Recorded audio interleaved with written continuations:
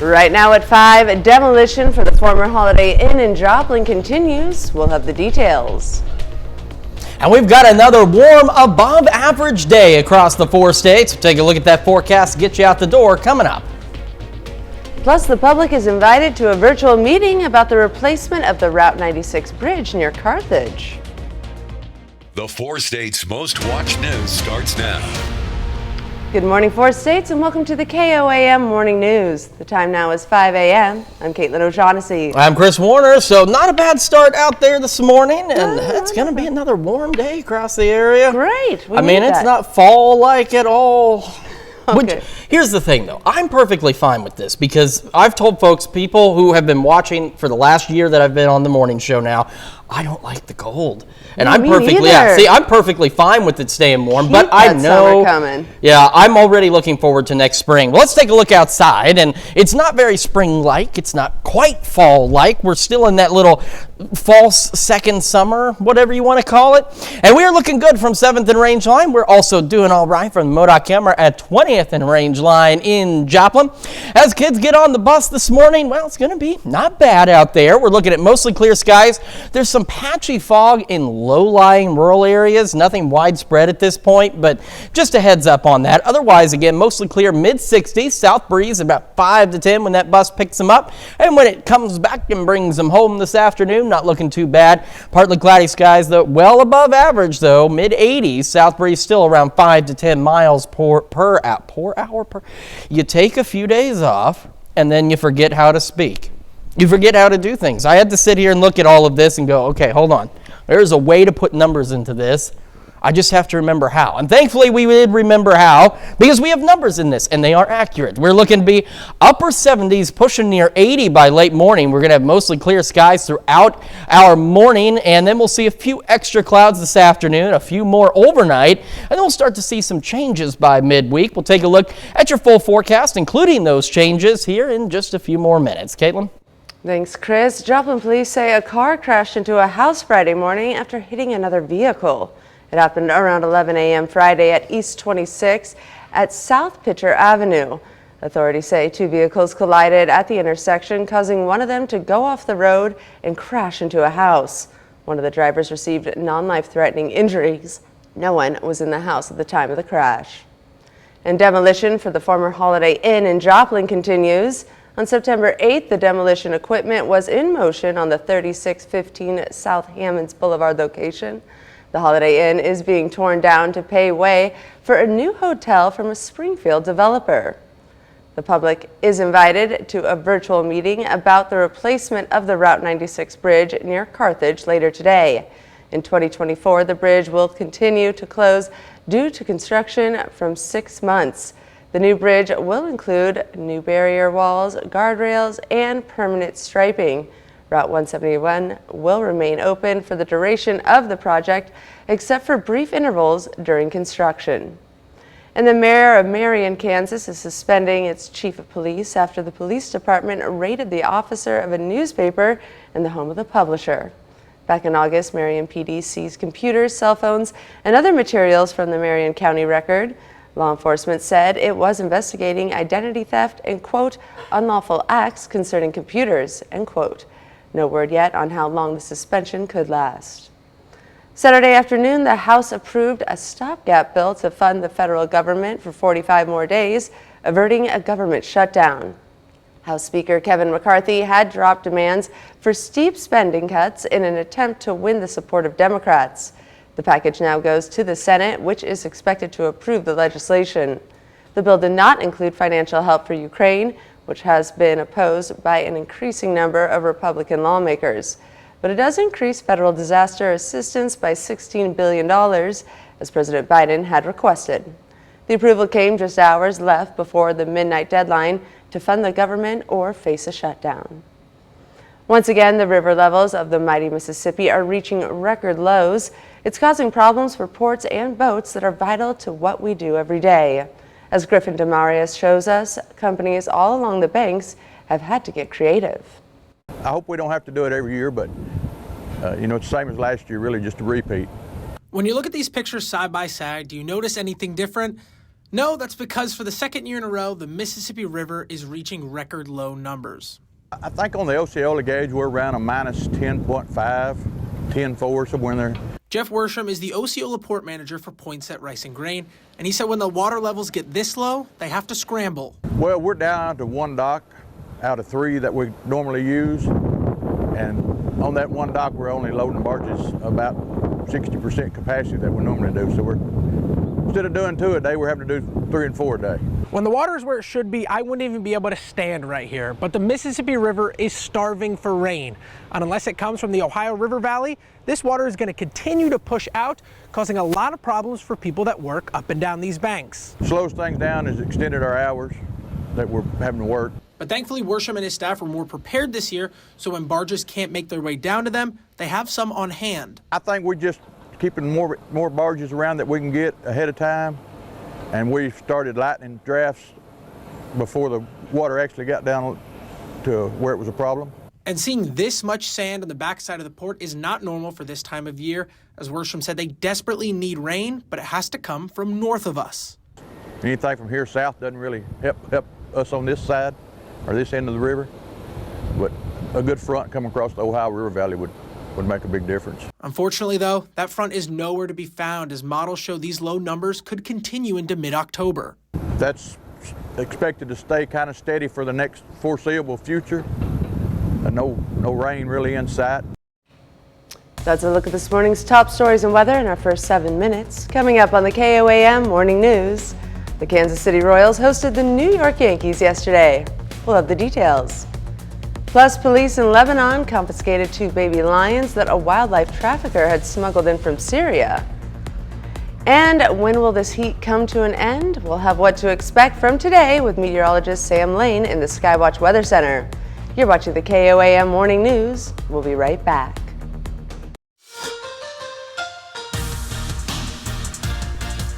We are through the first 5 weeks of the MIAA college football season. Both Missouri Southern and Pittsburgh State are among the top 5 teams in the conference standings. Let's take a look at those standings, shall we? Excuse me. These are the top 5 teams. Pittsburgh State is now all alone in first place as the Gorillas are officially the only remaining undefeated team in the MIAA. In second place is Central Missouri. Third place is Emporia State, who were undefeated until they lost on Saturday to Missouri Western. Pitt State fans, mark those calendars because the Gorillas will host Emporia State this Saturday at Kearney Smith Stadium. As far as the rest of the standings go, Missouri Western at 4th place. Missouri Southern, despite losing to Central Oklahoma, they are still alone in 5th place. Well, Kansas City Chiefs are on the road for the second time this season. They're in the Big Apple for Sunday Night Football against the New York Jets. Chiefs beat the New York Jets 23-20. First win for Kansas City in New York since the first time since 2002. Now, Mahomes is a little rusty last night, but he does just enough. Isaiah Pacheco was huge in this game with 115 rushing yards and a touchdown. Chiefs back on the road next week versus Minnesota. Elsewhere in the NFL, earlier on Sunday, the Raiders visiting the Chargers for an AFC West matchup. First quarter, Justin Herbert is going to run with it 12 yards out, and he scores the touchdown. Chargers lead 7-0. Later in the first, Raiders on second and goal with the tush push, and rookie quarterback Aiden McConnell scores his first NFL touchdown. It's now a 7-7 game. Let's fast forward to the fourth now. Chargers lead 24-17 with under 3 minutes to go. 4th and 10, gotta have it here. And Devontae Adams makes the catch, moves down the chains. First down Vegas. Very next play, McConnell makes a rookie mistake. It's intercepted by Asante Samuel. Game not over yet. Chargers need a first down to close it out. So on 3rd and 10, Herbert connects to Josh Palmer.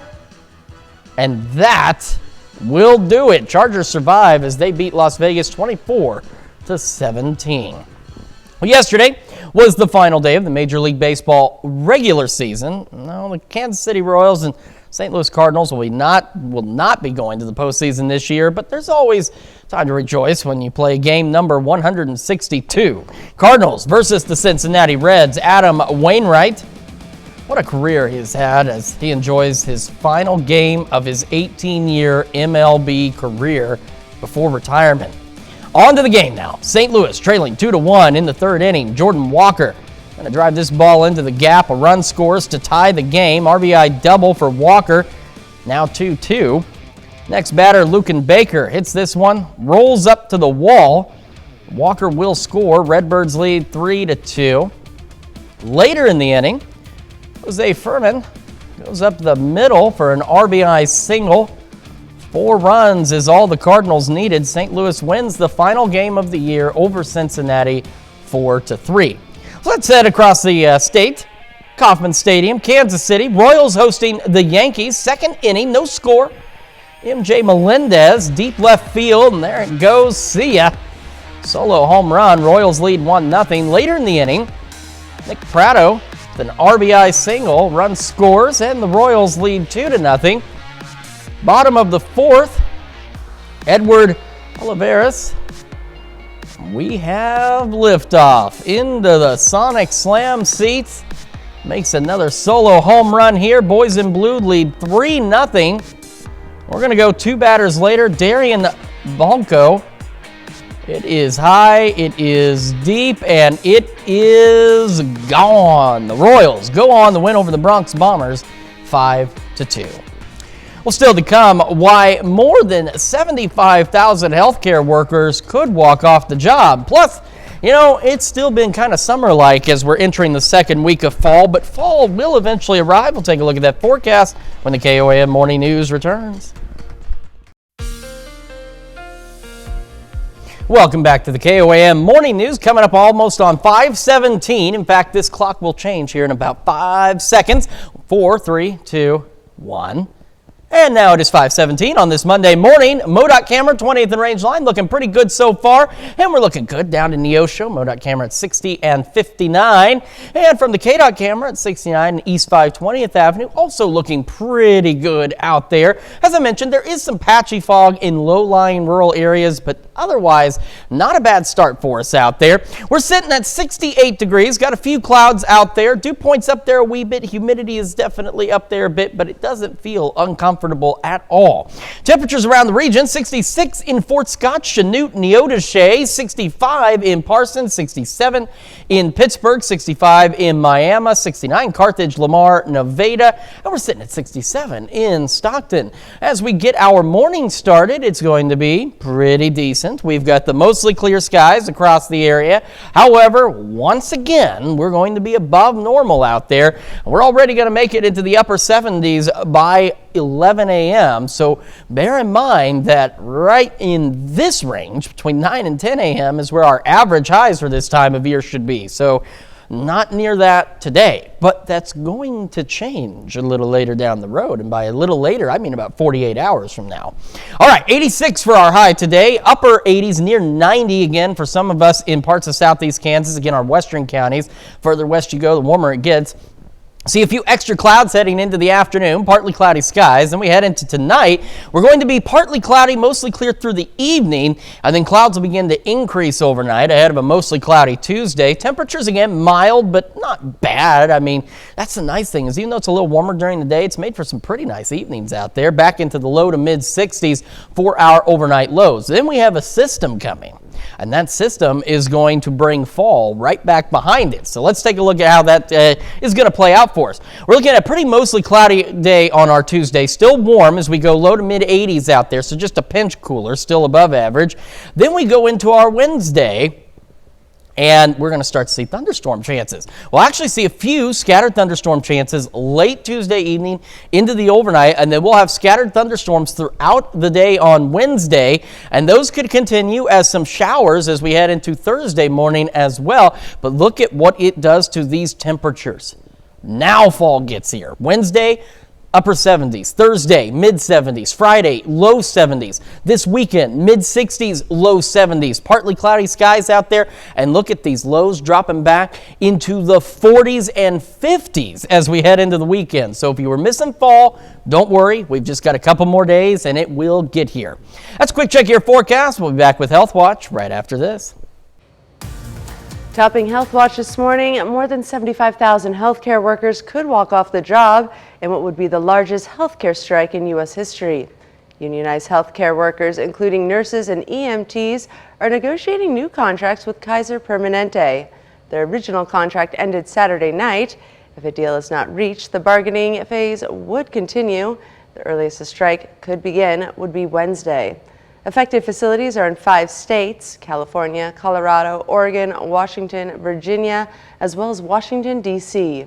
Unionized staff are asking for increased pay, job protections, and solutions to fix labor shortages.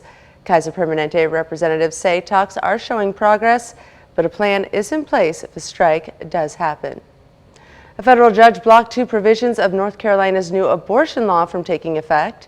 The new law creates a near-total ban on abortions after 12 weeks. It provides exceptions in the case of rape or incest through 20 weeks, or if the baby or mother's life is in danger after 24 weeks. However, the judge on Saturday blocked one part of the law that required surgical abortions performed after 12 weeks to exclusively take place in hospitals instead of an abortion clinic. The judge also blocked a provision that would require doctors to document the location of early pregnancies with ultrasound evidence before prescribing an abortion using medication. Pro-life groups say they will consider their legal options to challenge the judge's ruling.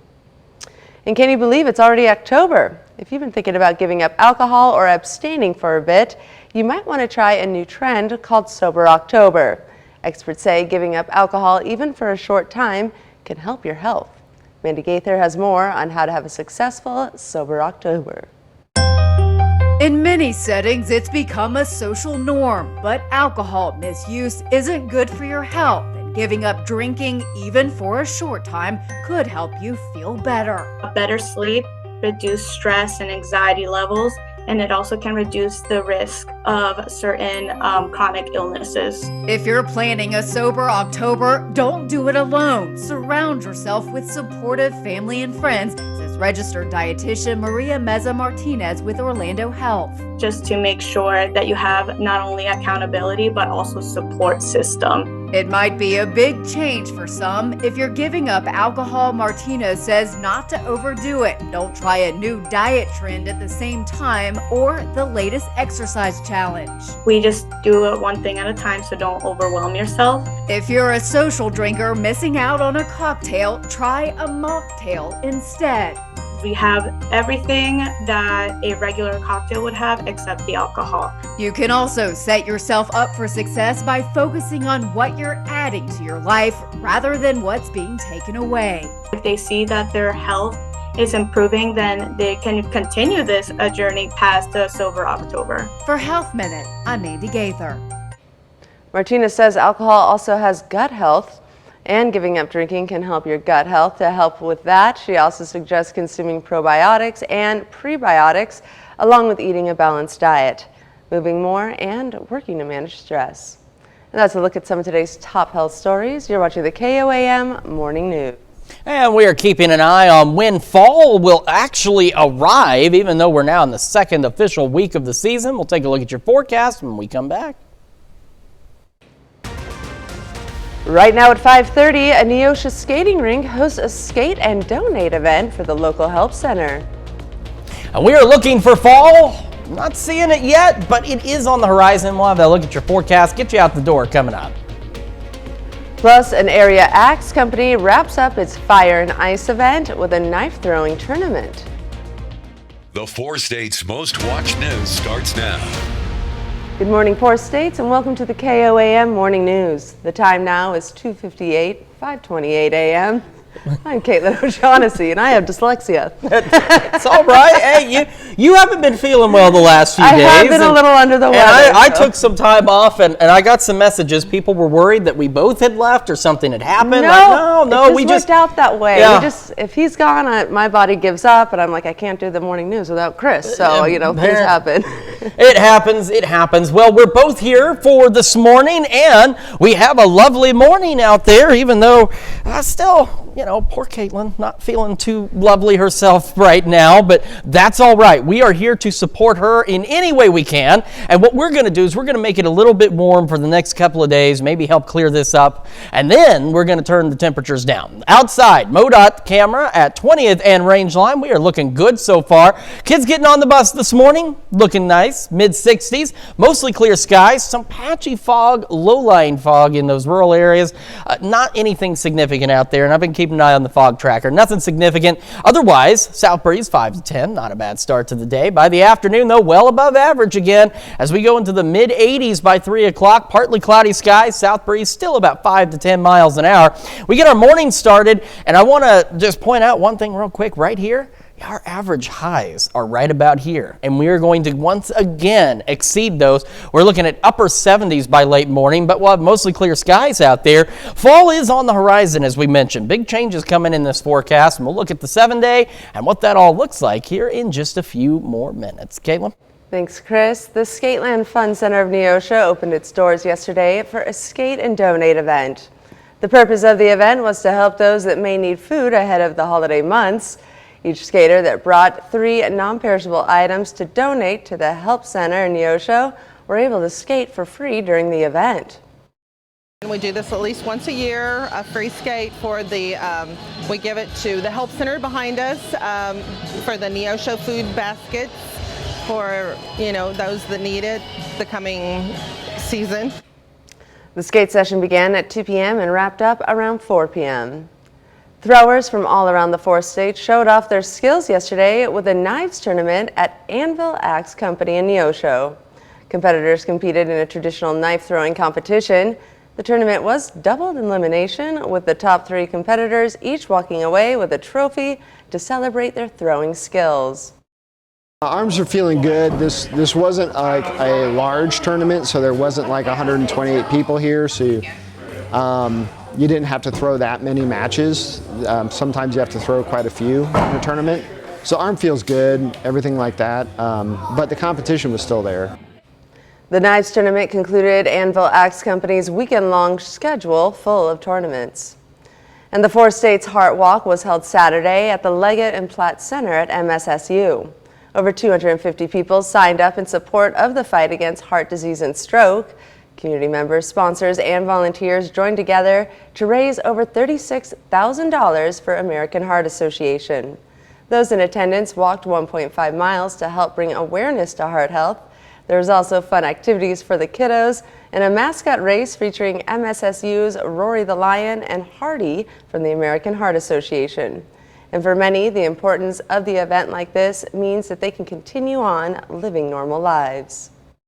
Oh, it's great. That's one thing about Southwest Missouri Bank. We're huge with that. We really love to get out and support our community. So anything like this, the Heart Walk, anything else that can support our community, we try to be involved. So. The American Heart Association's 4 States Heart Walk fundraiser will be accepting donations until October 30th. Their fundraising goal is $50,000.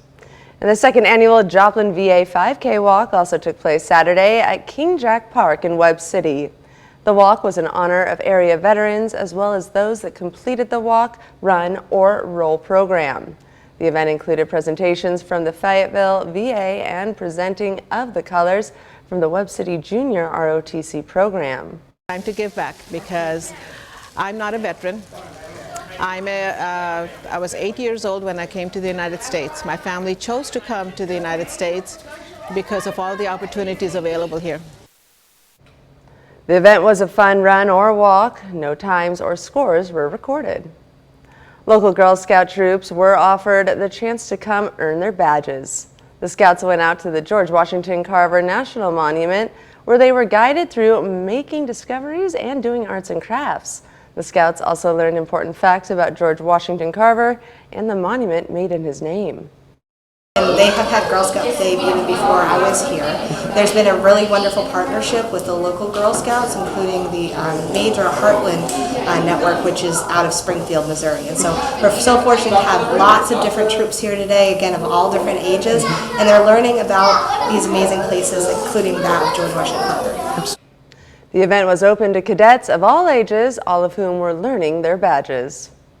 And the 3rd annual Hispanic Heritage Festival was held in Carthage Saturday afternoon. The event brings together people from all communities all over the area to come celebrate culture and Hispanic heritage. The event included artists from all over the world and local vendors. Festivities will continue on until 11 p.m. Saturday night. Keltoy Winery celebrated 25 years Saturday with a birthday party. The party included live music, street tacos, cake, and of course, fan favorite wines. Attendees were also able to participate in hay rides and learn about the Keltoy murals from artist Kyle McKenzie. This has been a long story. It's kind of one that for the first 10, 15 years, every day you kind of wondered, are we going to do it for another day? And then it slowly developed into what it is now, and it's been worth it. The event began at around 11 and wrapped up at 6 Saturday evening. And that's a look at our top news stories coming up this half hour on the KOAM Morning News. A new study says microplastics have been found in clouds and it's being referred to as plastic air pollution. Plus, a Dutch company mourns the loss of 3 people killed in a shooting spree. We'll have the latest. You're watching the KOAM Morning News. We'll be right back, but first here's a live look from Welch, Oklahoma at the Annabelle Fun Farm.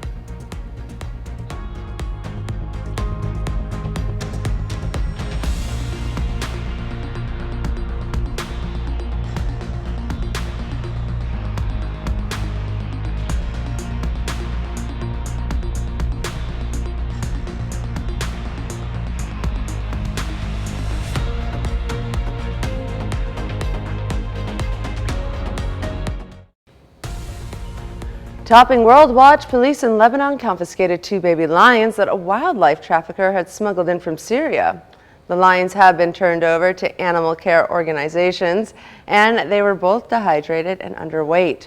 Authorities say the 2 cubs, 1 male, 1 female, are probably siblings. They were found in the cages in the back of a van that was also transporting more than 1,500 birds, some of which had died. Officials say many of the local birds were released. Wildlife activists have called on authorities in Lebanon to take action against the illegal wildlife trade. They say roadside zoos and the exotic pet trade encourage the trafficking. And it's been referred to as plastic air pollution. A new study says microplastics have been found in clouds, and researchers say the tiny bits of plastic could be playing a role in climate change by creating plastic rainfall. On top of that, experts say the presence of the plastic runs the risk of contaminating everything people eat and drink. Scientists say they have found several types of microplastics in the clouds atop Mount Fuji and Mount Oyama in Japan. They say that the discovery adds to the growing body of evidence that suggests plastic pollution has infiltrated most of the planet's ecosystems. When plastic gets into the oceans, the researchers say it can then be transferred to the atmosphere. Microplastics have been found in people's blood and lungs, and even in human placenta. A Dutch community mourns the loss of 3 people killed in a shooting spree. Family and friends in the Dutch city of Rotterdam expressed anger and shock Friday, a day after a gunman opened fire at an apartment building in a hospital. The suspect allegedly shot and killed a 39-year-old mother and her teenage daughter at their apartment, and a 43-year-old man who was a teacher at a nearby academic hospital. Police say fires were also started at both shooting scenes. Mourners placed flowers and tributes at the apartment and hospital in honor of the victims. Police arrested a 32-year-old medical student at the hospital who was allegedly carrying a weapon. Prosecutors confirmed Friday they had sent a warning letter to the school over concerns about his erratic behavior. Suicide bombers struck 2 mosques filled with worshippers in Kazakhstan, killing dozens of people. Police say twin suicide bombers targeted a mosque inside a police compound in Hangyu during Friday afternoon prayers, killing at least 5 worshippers. Rescuers are on the scene trying to locate dozens of people possibly trapped beneath the rubble. A suicide bomber also attacked a nearby mosque in Mastung, where hundreds of people were gathered for a procession to celebrate the birth of the Prophet Muhammad. Police say that explosion killed at least 50 people.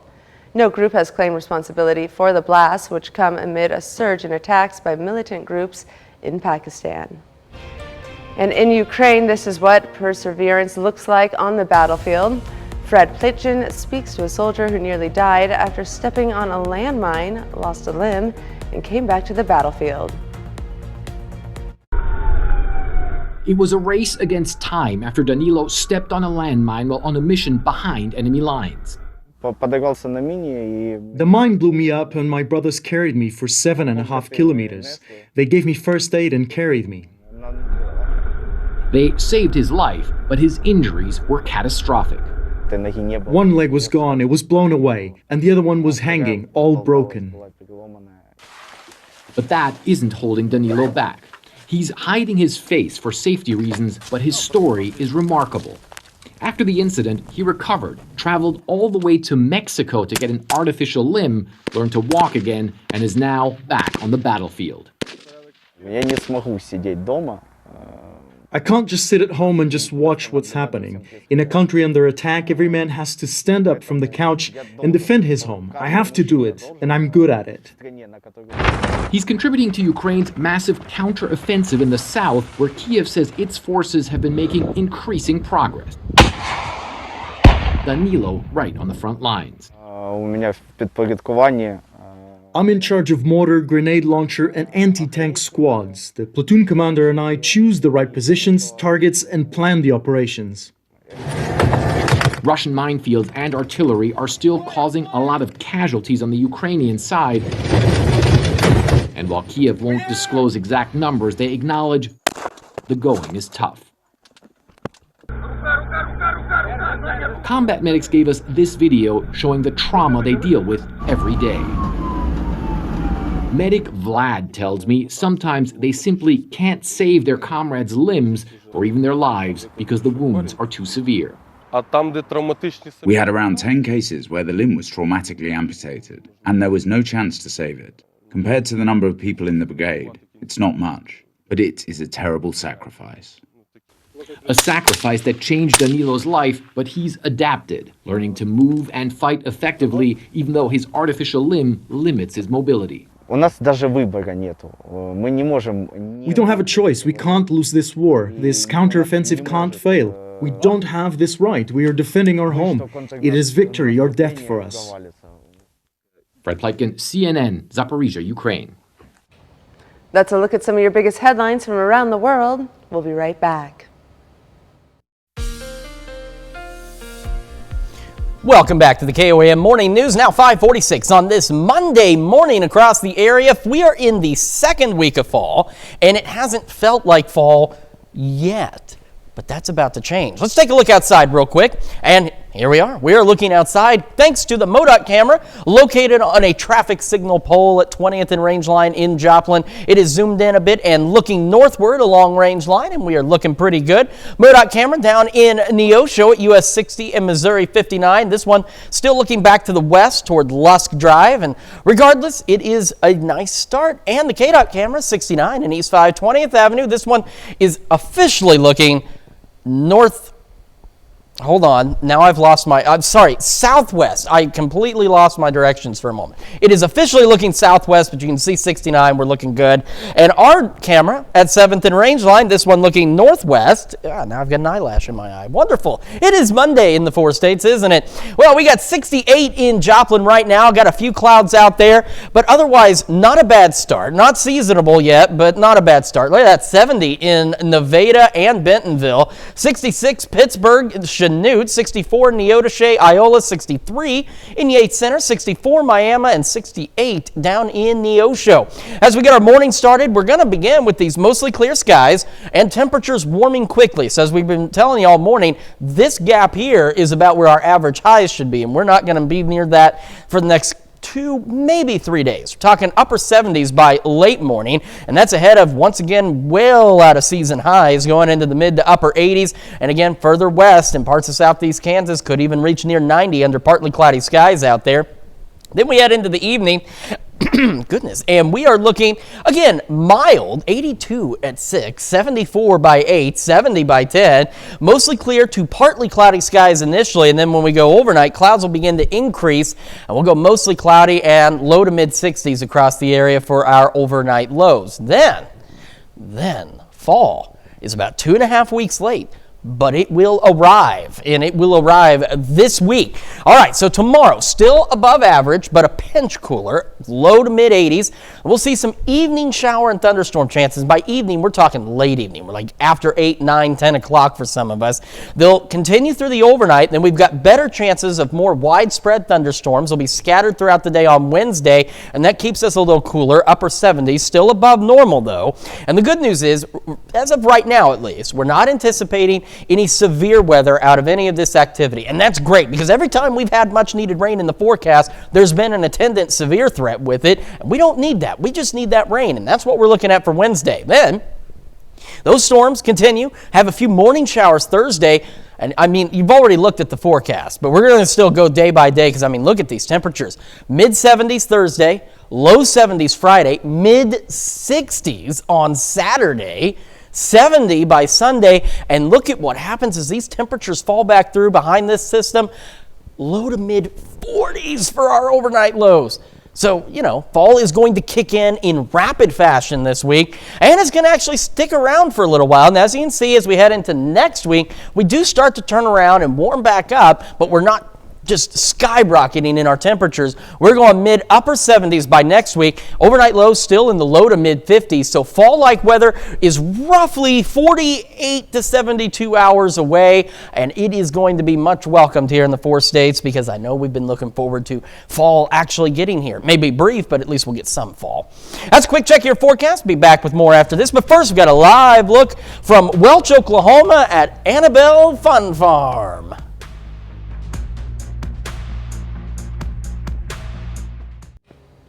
A herd of 1,300 bison heading for a crowd of people could be a cause of great concern, but not this time. The 58th annual Custer State Park Buffalo Roundup took place Friday morning in South Dakota, kicking off a slate of events all weekend long. And as Anna Hamelin reports, it is not only a spectacular sight to see, it is also critical in maintaining a strong and healthy herd. We made some memories pushing 1,540 bison into a corral this morning. It's a once-in-a-lifetime view for cowboys and visitors alike. Well, it's kind of like a bucket list, driving right down the Grand Canyon and then running the buffalo at Custer State Park. Part of the cowboy's dream to go chase buffalo. We stayed in Custer last night. I bought my first pair of cowboy boots. But some have turned the Buffalo Roundup into a family tradition. First time we were here, there was 1,500 people. Yeah, it wasn't very many. Now it's, thousands. Now it's gotten so huge, but it's fun to see the people from all over the country here. We wore these outfits last time in 2013, my sister and I, and so I figured I better keep it going. So what I remember most is the rumbling of the thunder coming with the cowboys all yelling and shouting. The event brings thousands of tourists to the park and region, but the purpose of the Buffalo Roundup is more closely tied to agriculture. All 50 states have Custer State Park bison in them. So yeah, through the years, through the 50 years of doing this plus 50 years of doing this, this herd has contributed greatly to the bison industry across North America for that matter. And yeah, it's just a lot of it does come down to herd health, ensuring that these animals, again, are just in the best health we can put them in, and that's why today we round them up. Over the next few weeks, the bison will receive vaccinations, calves are branded, and females will be checked for pregnancy, all before the November 5th auction. Governor Kristi Noem partook in Friday's festivities by joining the riders herding the bison. We'll be right back. It's 2023, but scientists still don't agree on what the world's longest river is. Some say the Nile, others say the Amazon. A new expedition aims to settle the debate once and for all. In April, a team of international explorers and researchers plan to spend 5 months traveling the Amazon via rafts, horses, and solar panel boats. They'll use satellite technology to map the river, hoping to prove that it's the longest river on planet Earth and the most voluminous. Their research will contest the findings of the Encyclopedia Britannica and Guinness World Records, which argue the Nile River is the longest. The source of the dispute stems from the issue of where the Amazon begins. Some, like Britannica, claim it starts up in southern Peru, while others say northern Peru. The expedition, led by Brazilian film producer Yuri Sonata, will span 4,300 miles, sneaking through Peru, Colombia, and Brazil. And no one matched all 6 numbers in Saturday's Powerball drawing, so now the jackpot is estimated to jump to $1.04 billion. That would be the second largest jackpot this year, topped only by $1.08 billion prize won on July 19th. The lottery says 2 tickets did match enough numbers to score winnings of $2 million, and 5 tickets won $1 million. The next drawing will be tonight. I do like that first story started out the fact that it is 2023. I have no idea how in the world we do not know how long those rivers are. It is 2023. I mean, come on. We know so many other things, but we have, okay. Well, that's all right. They're going to settle it once and for all. Okay, so we've got mostly clear skies, warm above average again today as we go upper 70s by late morning, pushing highs mid-upper 80s, and some of us in southeast Kansas, especially our western counties, could get close to 90 under partly cloudy skies. Partly cloudy through the evening as well. Mild overnight, low to mid-60s, but increasing clouds ahead of a mostly cloudy Tuesday. And then we'll see some evening thunderstorm chances, say after about 8 o'clock. And those will continue. Better storm chances through the day on Wednesday. A little cooler again Thursday. Fall gets here by the end of the week into the weekend. Temperatures mid-60s, low 70s. Overnight lows back into the 40s and 50s. We'll be back with more right after this. Right now at 6, demolition for the former Holiday Inn in Joplin continues. We'll have the details. Plus, we've got another pretty decent day out there. We are looking to be above average. Fall-like temperatures eventually on the way. Well, look at your forecast, get you out the door coming up. Plus, the public is invited to a virtual meeting about the replacement of the Route 96 bridge near Carthage. The 4 states' most watched news starts now. Good morning and welcome to the KOAM Morning News. It is now just after 6 a.m. on this Monday morning. I'm Chris Warner. So we have had a pretty warm couple of weeks. We're in the second week of fall officially, but you certainly wouldn't believe it based on the temperatures we've had lately. However, I have some good news. Eventually, fall is actually going to arrive. It may be a brief stay, but at least it's going to arrive. Our camera, 7th and range line in Joplin, looking out there. It is dark because, well, the sun's not up yet. Otherwise, we're looking good, and same from the MoDOT camera at 20th and range line, looking back to the north. We are looking again at another above average day. In fact, we still have a couple more above average days this week before fall will at least set in for a little bit. Kids getting on the bus around 7 this morning. We're looking at mostly clear skies. There is some patchy fog in low-lying rural areas. Nothing significant. We've been watching the fog tracker. It's not bad yet, but if that changes, we'll let you know. Otherwise, mid-60s, south breeze about 5 to 10 miles an hour this morning. By the time that bus brings them home, we're looking at partly cloudy skies, warm again, mid-80s, still holding on to a south breeze right around 5 to 10 miles an hour. We get our morning started, mostly clear skies through the morning, and as you can see, we're going to start to warm into the upper 70s, near 80 by late morning, and bear in mind that time slot from about 9 to 10 a.m., yeah, that's our normal highs for this time of year. But again, fall is on the way. I keep teasing you about it. We'll have a full look at your forecast here in just a few more minutes. Well, Joplin police say a car crashed into a house Friday morning after hitting another vehicle. It happened around 11 o'clock Friday morning on East 26th and South Pitcher. Authorities say 2 vehicles collided at the intersection, causing one of them to go off the road and crash into a house. One of the drivers received non-life-threatening injuries. No one was in the house at the time of the crash. Demolition for the former Holiday Inn in Joplin continues. On September 8th, the demolition equipment was in motion at the 3615 South Hammonds Boulevard location. Former Holiday Inn is being torn down to make way for a new hotel from a Springfield developer. The public is invited to attend a virtual meeting about the replacement of the Route 96 bridge near Carthage later today. In 2024, the bridge will be closed due to construction for about 6 months. The new bridge will include new barrier walls, guardrails, and permanent striping. Route 171 will remain open for the duration of the project, except for brief intervals during construction. The mayor of Marion, Kansas, is suspending its chief of police after the police department raided the office of a newspaper and the home of the publisher. Back in August, Marion PD seized computers, cell phones, and other materials from the Marion County Record. Law enforcement said it was investigating identity theft and, quote, unlawful acts concerning computers.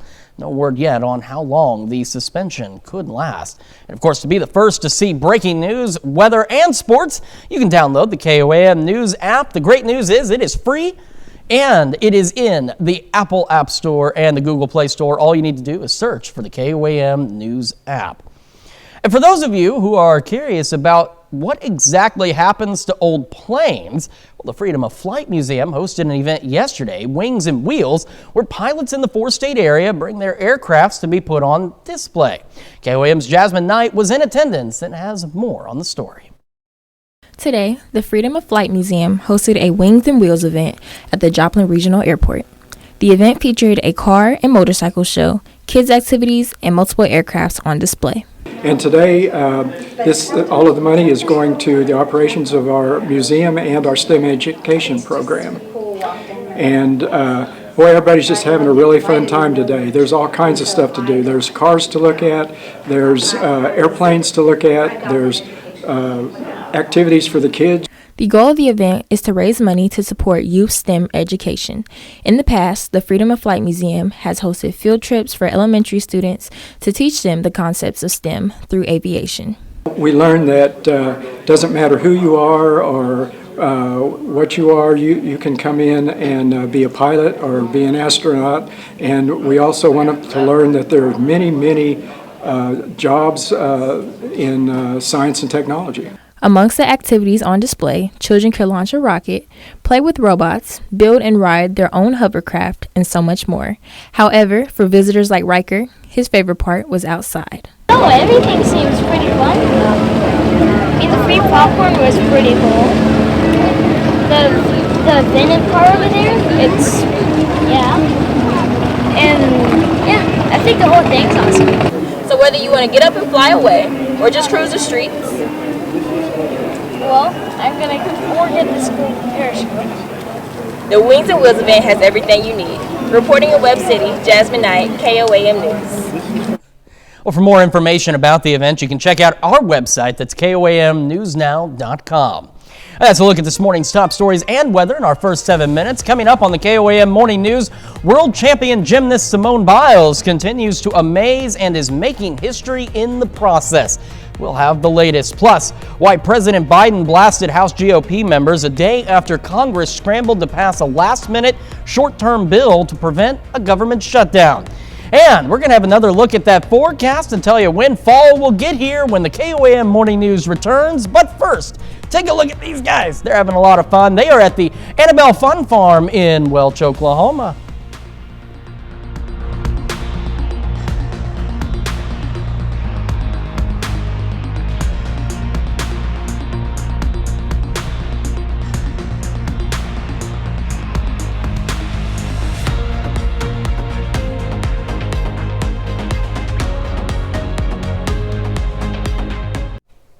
Topping Nation Watch this morning, world champion gymnast Simone Biles continues to amaze, and she's making history in the process. She returned to international competition on Sunday.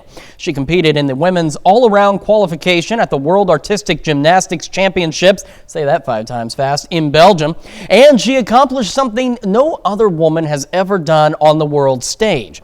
She landed the Yurchenko double pike vault. The extraordinarily hard vault will now be known as the Biles 2.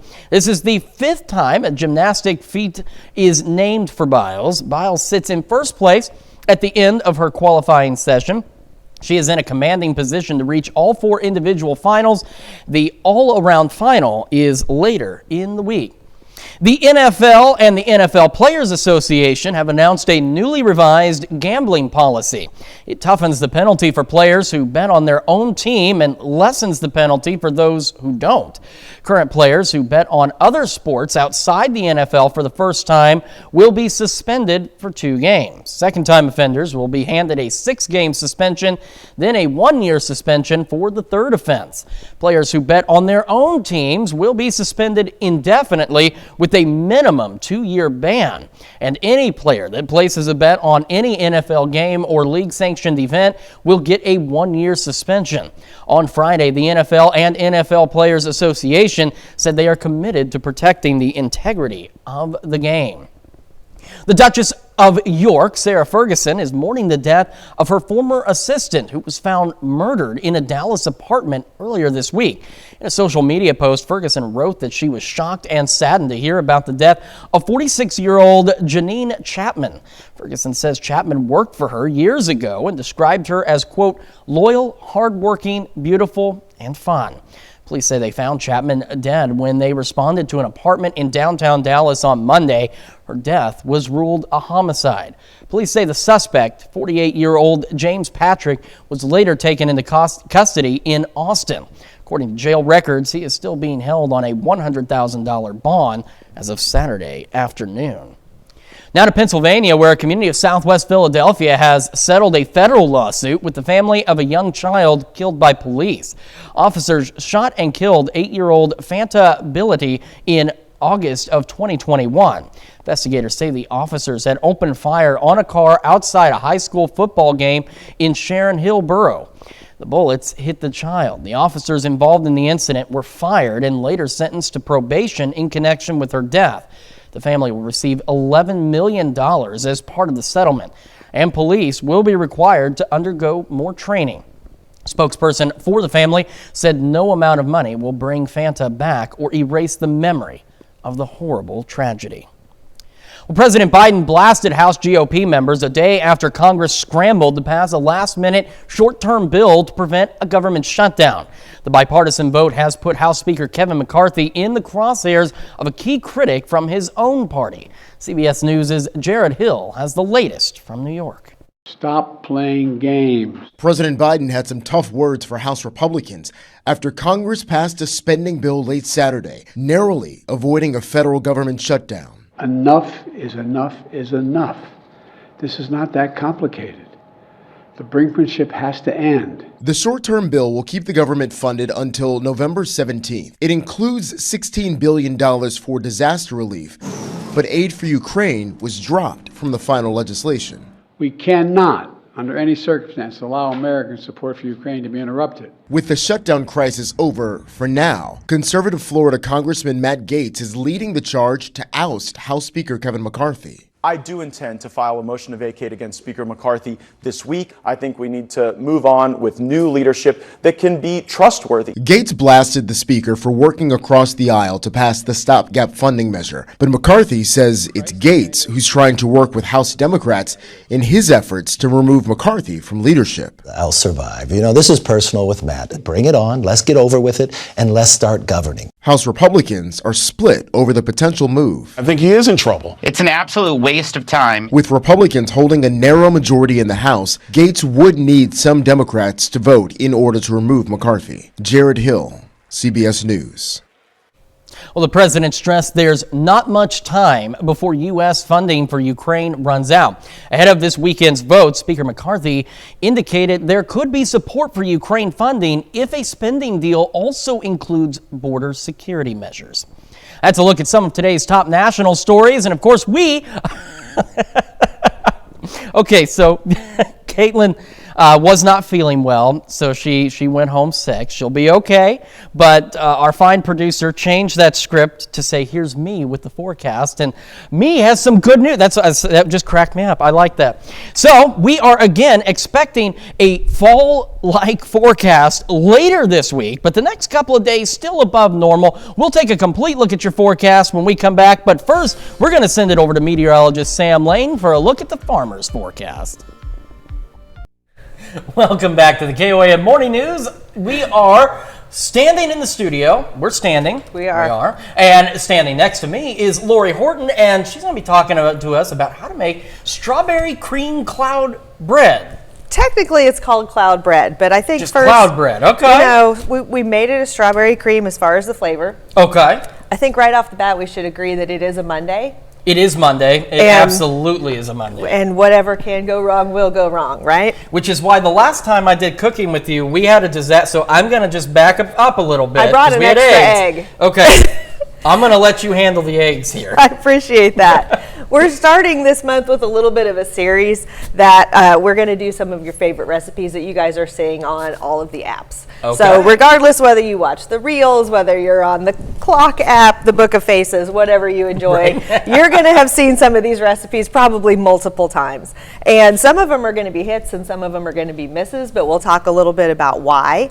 And all of our recipes this month are going to be that. It's going to be kind of fun. Sounds good. I'm looking forward to it. Yeah, this one you see a lot. And one of the things about it is essentially it's kind of a meringue. See, that's what I was noticing about what we had up in the display up here. Is it looked kind of meringue-like. Looks like it should be on top of a pie. But it is technically considered a bread. But yeah, we'll talk about why.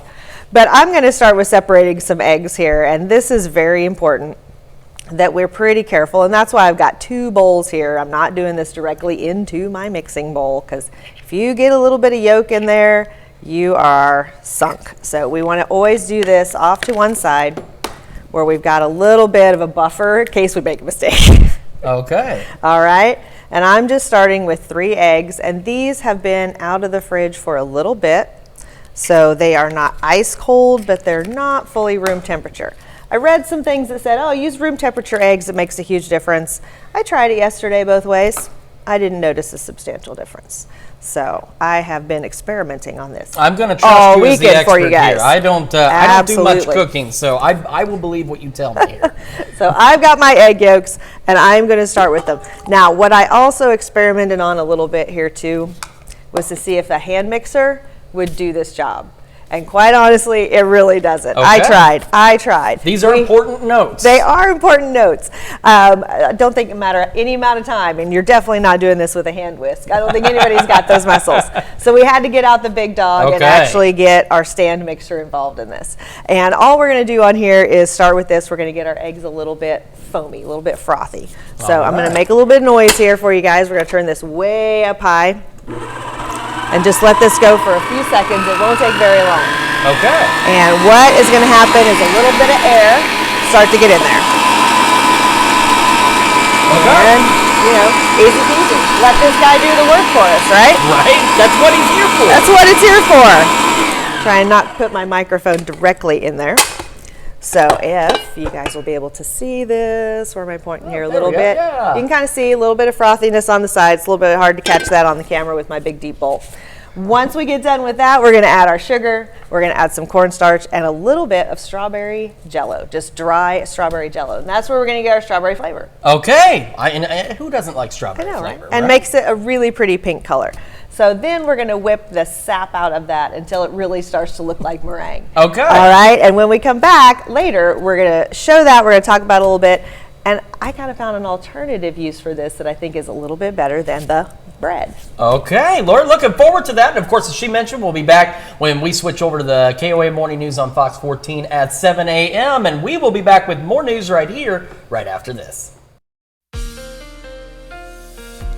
Welcome back to the KOAM Morning News, 6:23 now on this Monday morning. We're taking a live look at the MoDOT camera, 20th and Range Line in Joplin. Looking great so far. Same from the MoDOT camera at US 60, Missouri 59 in Neosho, looking back to the west. And as we look at the KDOT camera at 69 and East 520th Avenue, just south of Pittsburgh, we are looking pretty good. And like I've said before, the reason we like to show you all these cameras is, A, we like to show you when it's a nice day. But once we get into the wintertime, these are going to be great resources to be able to show you those road conditions live as they happen, to give you better warning on what to expect, and also to remind you if you need to stay home. Our camera, 7th and Range Line, also looking pretty decent. We're sitting at 67 in Joplin. Calm breeze.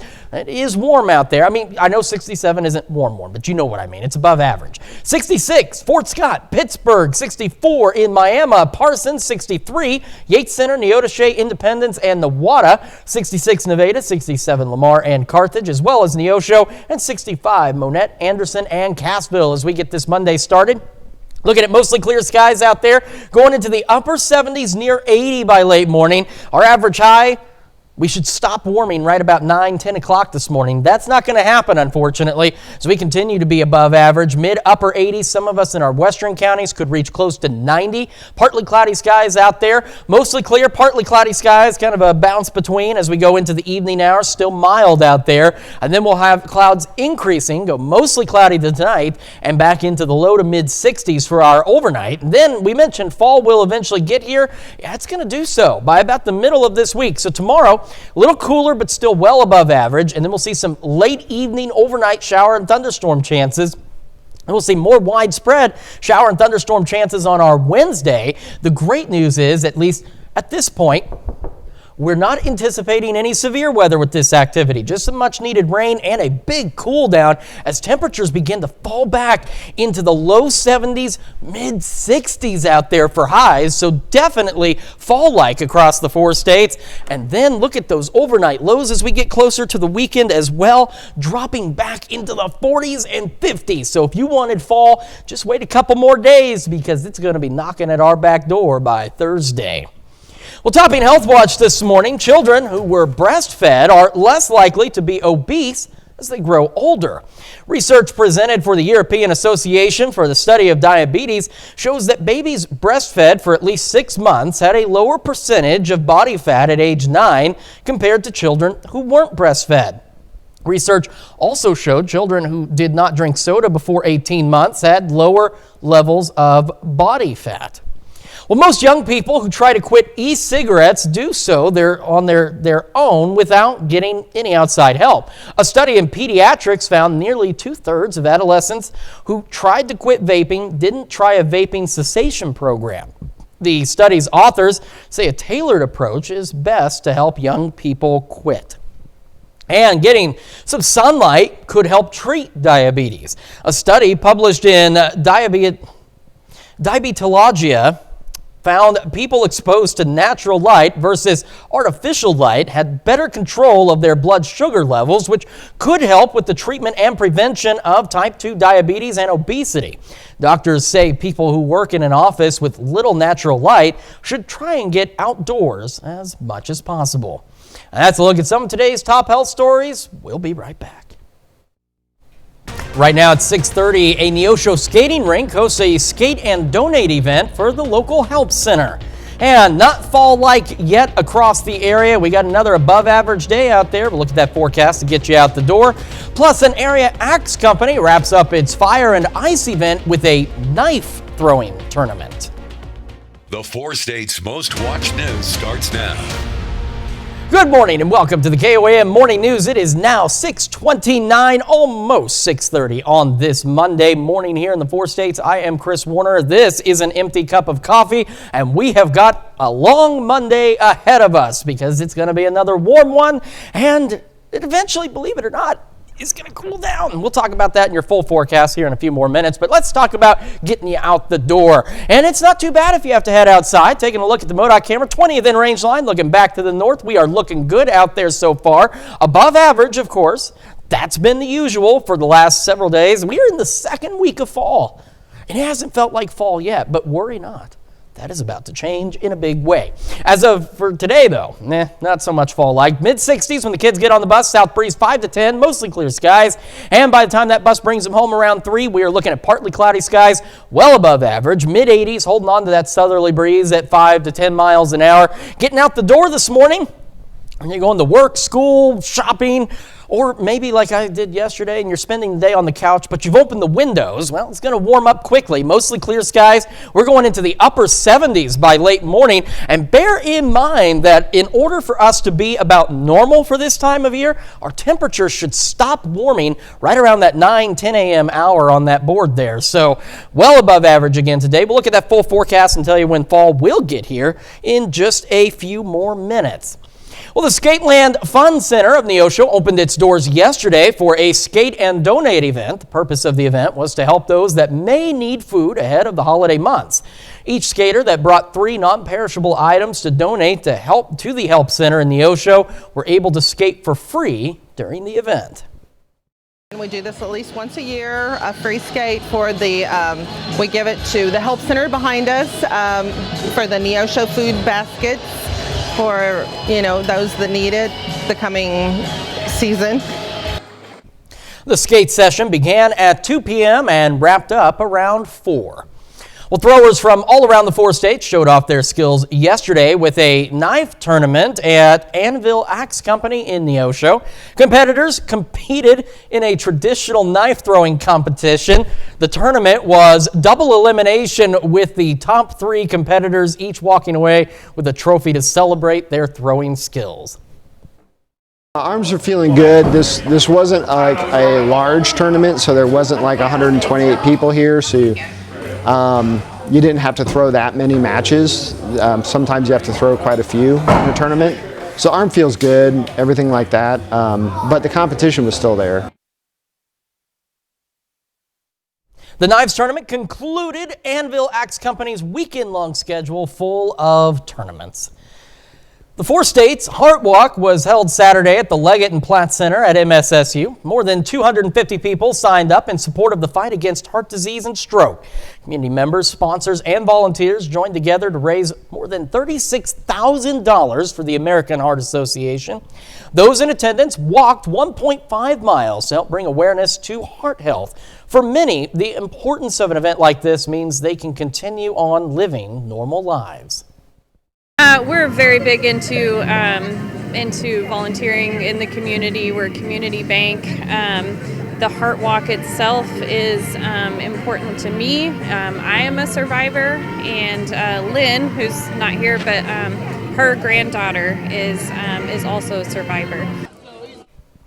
The American Heart Association's 4 states Heart Walk fundraiser will be accepting donations until October 30th. Their fundraising goal is $50,000.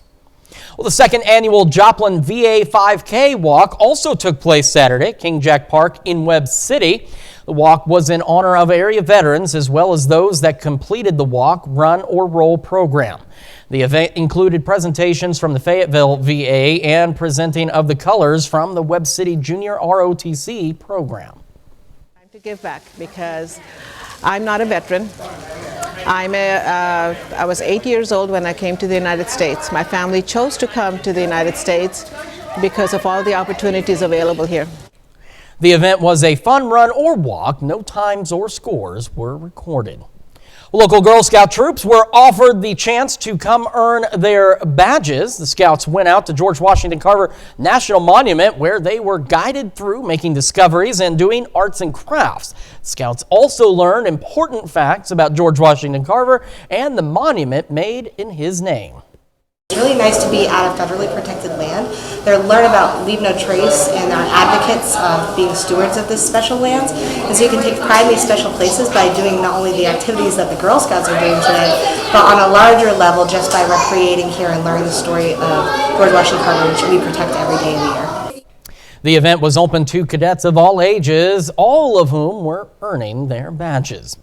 Well, the 3rd annual Hispanic Heritage Festival was held in Carthage Saturday afternoon. The event brings together people from all communities all over the area to come celebrate culture and Hispanic heritage. The event included artists from across the world and local vendors. Festivities continued through 11 o'clock Saturday night. Well, Keltoy Winery celebrated 25 years Saturday with a birthday party. The party included live music, street tacos, cake, and of course, fan favorite wines. Attendees were also able to participate in hay rides and learn about the Keltoy murals from artist Kyle McKenzie. We have live music up there. Dale is playing right now, and hay rides for the kids. And anything else, Donna? We have tours, and we have murals painted all around the building, and the artists that painted the murals will be here today, giving tours and telling about the murals. The event began at 11 and wrapped up around 6 Saturday evening.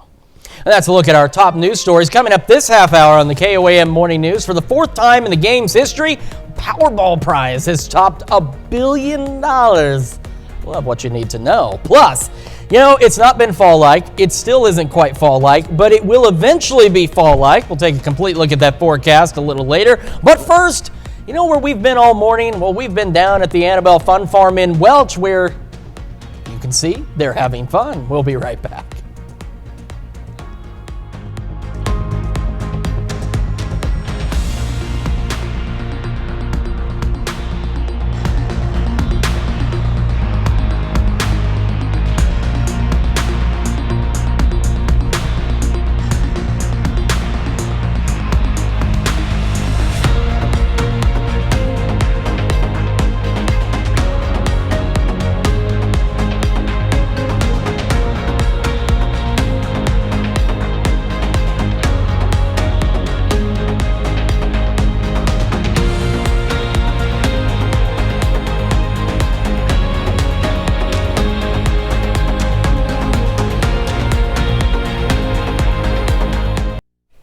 In Consumer Watch this morning, we all know that water and electricity don't mix, but a growing green technology floats solar panels on the surface of lakes and seas. A recent study shows it could become a significant source of energy for the planet. Bradley Blackburn shows us where it's already making a difference. In Sayreville, New Jersey, a green future is hiding in plain sight. When it was installed in 2019, this photovoltaic solar array was the largest in the country. But many residents still have no clue it's here. It's a quiet, unobtrusive way for us to generate that power. The town didn't want to cut down trees for a solar field. Ultimately, this will be drinking water. But this municipal reservoir was wide open. They're not making any more land, so let's apply it where we have the open space. The possibility arises of putting vast amounts of solar floating on calm tropical seas. Andrew Blakers studies floating solar. He says it saves land for crops or other purposes, and there are plenty of viable bodies of water to theoretically power the entire planet. The global capacity of floating solar panel systems is projected to jump 7-fold by 2030. It's already used in places like Thailand. Even the U.S. Army is installing it on bases. Solar really is the solution to climate change and will be far larger than everything else put together because its resource base is vastly larger than everything else put together. And another benefit, in hot, dry climates, the coverage from these solar panels can reduce water evaporation from reservoirs. In Sayreville, officials say they've found their floating system safe for the water and good for the environment. It also saves money by powering the water treatment plant, and they can sell extra energy to the grid. This gives us a lot of other benefits, but the one I'm most concerned with is keeping the burden off the taxpayer. An energy option floating to the top as the world searches for greener power. Bradley Blackburn, CBS News, Sayreville, New Jersey. Water and land-based solar capacity is growing quickly in the U.S. For the first time, solar makes up more than half of all the new power facilities planned for this year. Well, for the fourth time in the game's history, the Powerball prize has topped $1 billion. This is after no winning ticket was sold for Saturday's drawing. So tonight, players can get another shot at the estimated $1.04 billion top prize. The cash option is not too bad. It's roughly $478 million. Apple says it's working on a system update after owners have complained about the new iPhone. Customers have complained that the new iPhone 15 is, at times, too hot to handle. The company is blaming software bugs for the overheating issue. So far, no time frame has been given for the fixes, though Apple says the phone is safe to use. And Girl Scout cookies, I'm getting really excited here, are about to take a larger bite. I'm no longer excited. Out of your wallet, the price per box is increasing to $6. That's up from $5 last year in select parts of the U.S. Some of the newer flavors already had a $6 price tag, though now that same pricing is extending to other varieties. The organization says the move is due to inflation's impact on the cost of ingredients and other aspects of making the cookies. That's it for Consumer Watch. We are keeping an eye on another above-average day across the 4 states. Taking a live look at the MODOT camera at 20th and Range Line, you can see that it looks nice, and it is not where we should be for this time of year, unfortunately. We will continue to remain warm. In fact, let's back this up a little bit to the bus stop forecast. Kids getting on that bus this morning, it's not bad. Like I said, I know 65 isn't hot by any means, but it is not where we should be this time of year. Mid-60s, mostly clear skies, south breeze 5 to 10 miles an hour. That bus coming home this afternoon, it is going to be well above average again. Mid-80s, partly cloudy skies, holding on to a south breeze at about 5 to 10 miles an hour. And as we get our morning started, man, our average is right about here, and we're going to go well beyond that again. We're looking at upper 70s, near 80 by 11 o'clock this morning with mostly clear skies. But as mentioned, fall is finally going to get here. It's about a week and a half late, but it's going to get here. And we'll tell you when and just how cool it's going to get here in just a couple of minutes. It's also just about time to celebrate birthdays and anniversaries. Those are coming up after the break. But first, these fine folks in New York City, where, they're wandering aimlessly right now, but they're getting ready for CBS Mornings. Let's see what they've got coming up. I'm Tony DeCopel. Coming up on CBS Morning, Steve Hartman back with another Kindness 101 lesson, and Sir Patrick Stewart in studio reflecting on a 6-decade career, all in a new memoir. That's coming up on CBS Mornings. Welcome back to the KOAM Morning News. Time for some Monday birthdays in the 4 states. We're going to begin in Carl Junction with Easton Huffham, celebrating birthday number 3. Happy birthday, Easton. We've also got Adeline Overstreet celebrating birthday number 9. We're wishing a very happy birthday to Adeline. And Landon Omi in Pittsburgh celebrating number 10 today. Happy birthday, Landon. Liam Casey also celebrating another year wiser and another year sharply dressed. Happy birthday, Liam. Over in Liberal, Hadley Meadows celebrating birthday number 16. Well, it says, "We love you, Hadley Joe," from Meemaw, Papa Gary, and Grandma Leanne. And our list, of course, goes on. We've got Chastity Young in Arma celebrating number 19. Happy birthday, Chastity. Aaron Boone celebrating birthday number 28. He's also, it says here, getting married in a month, with happy birthday wishes coming from Mom and Dad. And we've got Juanita Coveys in Nevada celebrating another year wiser as well. Happy birthday wishes coming from Tim and the kids. Over in Columbus, these fine folks here, Mary and Janet McKenzie celebrating... Oh, hold up. This is not an anniversary. See, it's a good thing I read the notes here. They are both celebrating their birthday today. Happy birthday to the husband and wife team in Columbus, Mary and Janet McKenzie. And we've got Lynn Kissinger over in Carthage celebrating birthday number 82. Looking great, Lynn. With love from your daughters, Kathy and Carol, and the rest of the family. Now, this is an anniversary. This is Jim and Patricia Greenwood celebrating their 7th year of wedded bliss. And in Joplin, Gilbert and Carol Frobish celebrating 64 years together. A very happy anniversary to the Frobish family. And in Pittsburgh, our list continuing with Nathan Powers celebrating birthday number 65. And we've got Marilyn Crane and Carla Crane in Columbus, daughter and mother, celebrating a birthday today. And Chris Burskins in Independence, one of our many 4-state heroes, celebrating a birthday today as well. A very happy birthday and anniversary to everybody on our list. And of course, we love celebrating these with you, and we want to see more and more pictures, because that's the best way to celebrate. And you can send those birthdays, anniversaries with the photos, names, of course the date, when their birthday is or when the anniversary is, to that email address, birthdays with an S at KOAMnewsnow.com. All right, let's look outside. And here we are, looking outside, and it's looking pretty good so far. From the MoDOT camera, 20th and Range Line, we'll take a look at the MoDOT camera down in Neosho. A few clouds out there this morning, but otherwise not a bad start. Looking back to the west toward Lusk Drive there. And the KDOT camera, I love how this one looks when the sunlight starts to get out there, a little bit of daylight. Look how green that grass is. Looks wonderful, and that's how our day is starting. You can see, again, some clouds out there from our camera at 7th and Range Line. Otherwise, not bad, 67.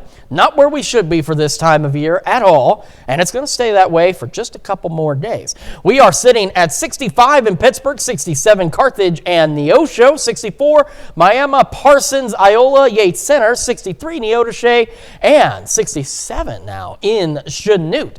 As we get our morning started, as we've mentioned, we're looking at those mostly clear skies, pushing pretty warm by late morning. Upper 70s, near 80 degrees, and that is ahead of this business, which we've gotten used to over the last couple of 3 weeks, or through the last several weeks, and we're in the second week of fall. That's not fall at all. It is mid to upper 80s, and some of our western counties could even peak at 90 degrees today, so keep that in mind.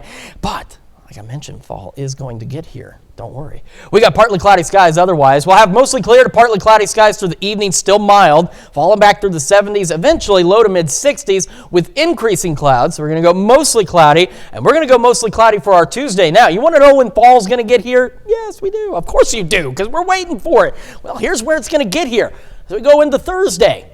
We're still warm tomorrow, little cooler on Wednesday. Thunderstorms start late Tuesday, carry on throughout the day on Wednesday, leaving us with a few morning showers on Thursday. And look at these fall-like temperatures, low 70s, upper 60s, overnight lows into the 40s and 50s. So just 2 or 3 more days and fall will finally arrive, at least temperature-wise, here in the 4 states. Well, coming up when the KOAM Morning News makes the switch over to Fox 14 at 7 a.m., if you go to any football tailgating party, you're going to see a lot of innovative ideas, but what about a hot tub? I'm going to tell you about that one. Here's a check of today's top headlines, the news you need to know before you head out the door. Demolition for the former Holiday Inn in Joplin continues. On September 8th, demolition equipment was in motion at 3615 South Hammonds Boulevard. The Holiday Inn is being torn down to pave the way for a new hotel from a Springfield developer. The public is invited to a virtual meeting about the replacement of the Route 96 bridge near Carthage later today. In 2024, the bridge will be closed due to construction for 6 months. New bridge will include new barrier walls, guardrails, and permanent striping. Route 171 down below will remain open for the duration of the project, except for brief intervals during constructions. The 4 States Heart Walk was held Saturday at the Leggett and Platt Center at MSSU. More than 250 people signed up in support of the fight against heart disease and stroke. Community members, sponsors, and volunteers joined together to raise more than $36,000 for the American Heart Association. Those in attendance walked 1.5 miles to help bring awareness to heart health. And for many, the importance of an event like that means that they can continue on living normal lives. And that is a check of today's top stories, the news you need to know before you head out the door. And that forecast you need to know before you head out the door looks like this. We're still above average today as we go into the mid-upper 80s, and some of our western counties out there could even reach 90 under partly cloudy skies. Mostly clear, partly cloudy through the evening, still mild in the 70s, and eventually falling back into the low to mid 60s. And then this is the thing everybody's waiting for. Thunderstorm chances late Tuesday into Wednesday, widespread, but no severe weather anticipated at this point, which is great, just some much needed rain. And then that system kicks our temperatures into fall mode as we drop back through the 70s into the 60s by this upcoming weekend. And look at those overnight lows back into the 40s and 50s. Now next week, we do start trending warmer, but our temperatures don't skyrocket. They're still at least in the 70s out there, keeping those overnight lows into the 50s. All right, coming up today at noon, we are making pink velvet truffles, which seems to go along with what Lori Horton's making in the Mr. Food Test Kitchen. And of course, your morning news continues on KOAM with CBS Mornings. Michael Lewis is the best-selling author behind Moneyball and The Big Short. Ahead on CBS Mornings, Lewis discusses his new book on the rise and fall of the former cryptocurrency billionaire Sam Bankman-Fried. Or you can stick with us and change the channel one notch up to Fox 14, where your only local news continues. This morning, Ozzy and Sharon Osbourne's son Jack has a new Travel Channel series where the family joins him on paranormal investigations. That should be interesting. We'll tell you all about that. And as mentioned, Lori Horton hanging out in the studio. Why? Well, because she loves us a lot, and she's going to finish up her strawberry cream cloud bread. We'll talk more about that as well. And that's going to do it for us for now. We will be back here tomorrow morning at 5 a.m. And of course, you can join us again later today at noon.